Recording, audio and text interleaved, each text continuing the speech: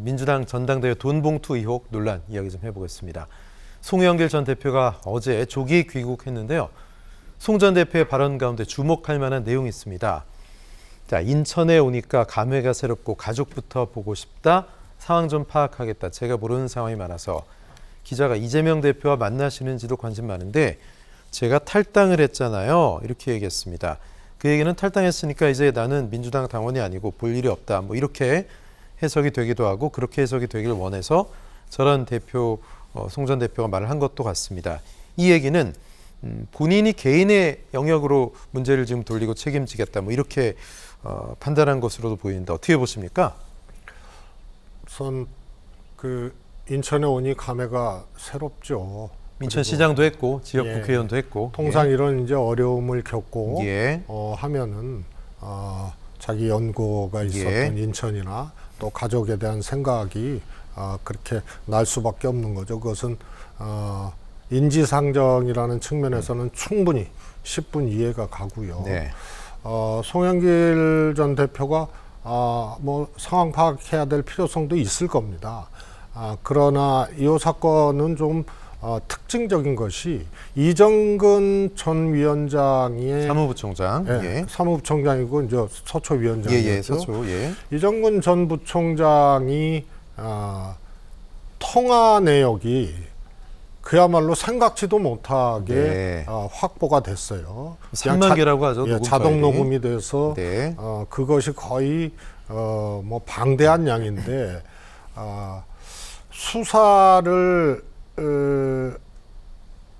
수사를 해야겠죠. 해야겠지만 이정근 사무부총장의 통화 내역 자체가 상당히 방대하고 가로세로 엮여 있는 그런 증거와도 같은 것이다. 이런 이제 얘기들이 있어서요. 등장인물도 많고 또 기승전결을 만들어내기가 용이한 그런 통화 기록이다, 통화 내용이다. 이런 점에서 사실은 이게 이제 오래전부터 나왔던 얘기거든요. 또 이정근 부총장이 구속된 지가 꽤 됐고, 그러면 검찰이 지금 이 시점에서 이제서야 이 문제를 던진 이유에 대해서 정치적으로는 좀 잘 살펴볼 필요가 있는데요. 저는 개인적으로 이재명 대표의 2차 체포동의안이 준비되고 있다, 올 것이다, 이런 느낌을 이번 과정에서 좀 지울 수가 없습니다. 사전 정지 작업 같은 느낌이다. 왜냐하면 이게 꽤 오래된 거거든요. 네. 통화 녹음 확보도 오래됐고, 그런데 지금 1년쯤 지난 시점에서 지금 이제 들먹거리기 시작하고요. 그 다음에 당장 송영길 대표를 수사할 계획이 없다 이러면서 전달된 거라든가 이런 증거들을 조금 확인할 필요가 있다. 검찰발로 나온 얘기거든요. 그러면 그동안 뭐 했냐 이거죠.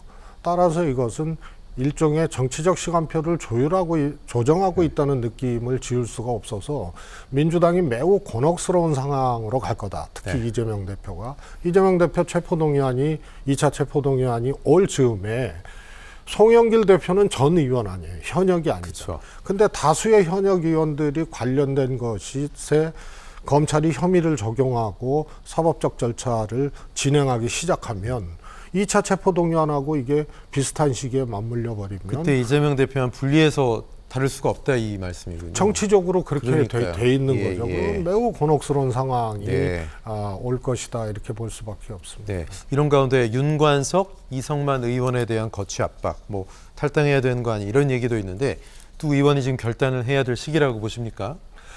저는 이렇게 봅니다. 처음에 민주당에서 해당 사건에 대한 진상조사위를 구성해서 속도 있게 진상조사를 하겠다라고 했는데 사실은 번복했잖아요. 진상조사를 할 수가 없어요. 수사기관이 아니거든요. 다수의 의원이 관련됐다는 썰만 나와요. 모든 것은 검찰에 있어요. 그런데 함부로 이것에 대해서 진상조사 결과를 발표할 수도 없고 조사도 제대로 할 수가 없고 그러면 민주당의 정치적 행위만 스스로 옥죄이는 거거든요. 따라서 이것은 검찰 수사 스케줄하고 똑같이 가면 된다고 봐요. 민주당 입장에서는.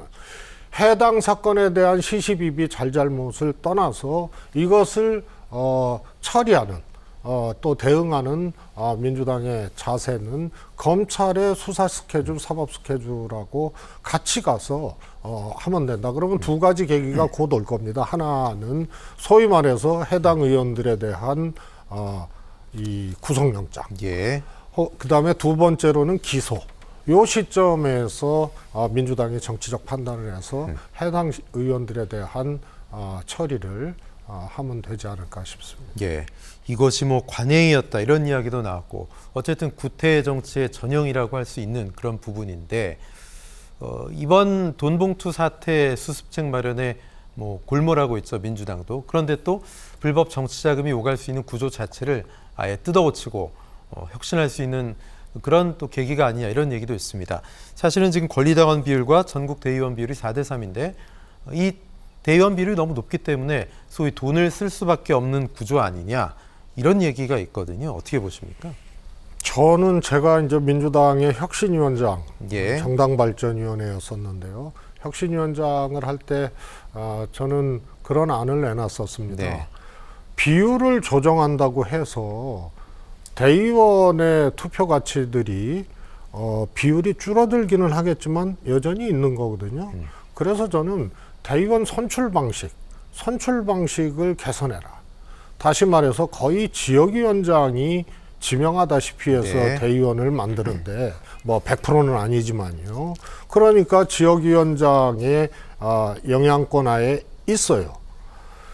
그런데 일반 당원이나 권리당원은 그렇지 않거든요. 네. 따라서 일반 당원이나 권리당원의 추천에 의해서 대의원이 일정 정도의 자격 기준을 설정을 해서 그것이 패스가 되면 추천에 의해서 대의원이 이렇게 구성이 되면 훨씬 더 이거는 현역위원, 지역위원장의 직접적 영향권 안에 있는 대의원이냐 그렇지 않느냐에 따라서 문화가 달라지는 거거든요. 그래서 선출 방식을 달리해야 된다. 이것이 이제 제 의견이었고요. 비율의 축소나 조정으로는 해결되기 어려운 문제라고 봅니다. 그렇군요.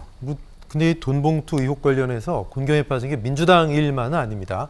관련돼서 기자가 이재명 대표에게 질문을 했는데 이재명 대표가 김연아 전 의원은 어떻게 됐나요? 뭐 이런 식으로 물어봐서 김연아 전 국민의힘 의원이 이른바 돈봉투를 받았다는 관련 의혹이 또 일파만파 커지고 있습니다. 지난해 수천만 원의 불법 자금을 받았다. 지난해 4월 보수 우파 성향 시민단체가 검찰에 고발했는데요. 일단 중요한 것은 전 국민의힘 고양정 김연아 의원이 이제 출마를 하려고 했던 그런 지역입니다. 당협 사무국장이 불법 정치자금 받은 거 맞다. 김연아 참여인이 걱정 말라고 했다. 이렇게 얘기를 했어요.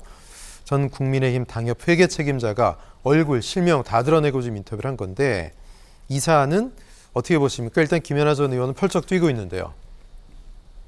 당협 사무국장이면은 소위 말해서 김연아 의원의 지역구에 살림을 책임지는 사람이거든요. 네. 그래서 측근 중에 측근 아니면은 못하는 자리죠. 네네. 그래서 어떤 이제 두 분 사이에 이제 이 정치적으로 이제 등을 돌리게 된 어떤 일이 일어난 것 같고요. 사실 이제 전당대회에서 실제로 송영길 대표 경우처럼 선거 과정에서 돈봉투가 오갔느냐의 문제도 매우 큰 문제지만은 법적으로는 훨씬 더 중하게 다뤄지는 것이 김연아 의원의 경우거든요. 이른바 공천원금. 그렇습니다. 예. 그래서 저건 단순히 정치자금법 위반 정도가 아니고 소위 말해서 공천 과정에서 네. 불법적으로 작용을 했다면 훨씬 더 큰 거고요. 그래서 저 문제도 간혹 있어왔던 문제인데 거의 사라졌거든요. 예. 거의 사라졌는데 다시 등장했다는 것 자체가 구정치의 그야말로 그림자는 없어지지 않는구나 이런 것을 또 볼 수 있는 대목이죠. 네. 이재명 대표 말에서 이런 얘기가 좀 불거졌는데 근데 그 말 자체가 사실은 송 전 대표에 대한 질문을 받으니까 이재명 대표가 받아치듯이 얘기한 거기 때문에 국민의힘 측에서는 뭐 물타기 시도한 거 아니야 이렇게 얘기했고요. 근데 또 당내에서도 이원욱 의원 같은 분은 부적절한 발언이자 대응 아니냐 이렇게 봤거든요. 어떻게 보십니까? 정치적으로는 이재명 대표가 너무 즉자적인 대응을 한 것 같아요. 네. 그리고 제1당의 대표면 예. 조금 더 다른 차원의 말씀을 하셨어야 되지 않나 싶고요. 국민들이 지금 민주당의 소위 전당대 돈봉투 사건에 대해서 굉장히 지금 걱정하고 있고 또 우려하고 있고 그런 상황 아닙니까? 그러면 그런 질문을 했으면 거기에 대한 입장을 내야지. 예. 김연아 의원을 끌어들이는 듯한 저런 말씀은 조금 대표로서 좀 좋은 대응이라고 보기는 어렵습니다. 네. 그렇지 않아도 지금 뭐 여당, 야당 모두 지지율이 떨어지고 있고 여당이 떨어지면 야당이 올라야 되는데 별로 그렇지도 않고 그러면서 무당층, 뭐 제3지대 이런 얘기들 나오고 있고 내년 총선 앞두고 좀 어떻게 양당 모두 지지하지 않는다 이런 분들 구태 정치에 대해서 혐오감이 있다 이런 분들이 많은데 어떻게 보십니까? 후폭풍이 정치 불신으로 더 커지지 않을까 걱정도 좀 되거든요. 정치 불신이 커지죠. 네. 커지고 이러한 유형의 사건을 계기로 커지는 것도 분명히 있고요. 네.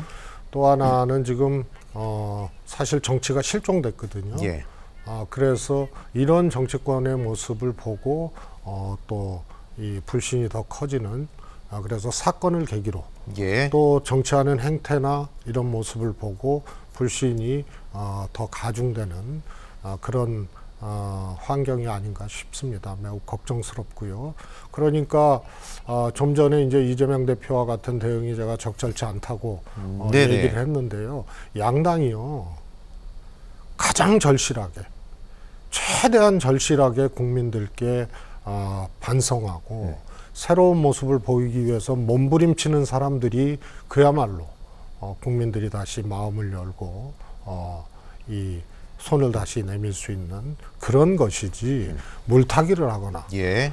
서로 니나 나나 똑같이 검정색 물었다 그러니까, 예. 이렇게 하는 것은 아마 정치 불신만 크고 키우고 국민들의 손을 다시 잡게 되는 그런 기회를 놓치게 될 겁니다. 네. 이외에 구태 정치를 끊고 좀 정치권이 환골탈퇴하는 계기가 됐으면 좋겠습니다. 1타 시사 최재성 전 수석이었습니다. 감사합니다. 감사합니다.